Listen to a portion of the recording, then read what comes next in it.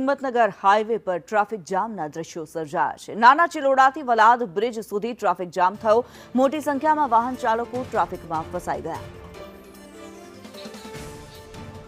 હિરેન રાવલ વધુ વિગતો સાથે જોડાયેલા છે। હિરેન, ટ્રાફિક જામના દ્રશ્યો અત્યારે સામે આવી રહ્યા છે।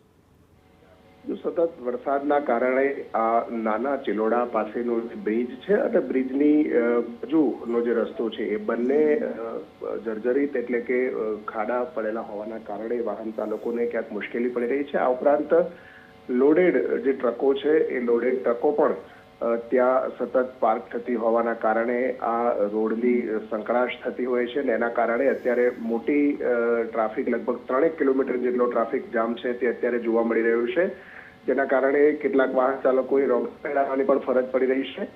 એટલે કે નાના ચિલોડાથી લઈ અને વલાદ સુધીનો લગભગ 3 કિલોમીટર ટ્રાફિક જામ લગભગ સવારથી જામ લાગેલો છે અને ત્યાંથી નીકળવા માટે લોકોએ રોંગ સાઈડનો ઉપયોગ કરી રહ્યા હોય તેવું અત્યારે દેખાઈ રહ્યું છે।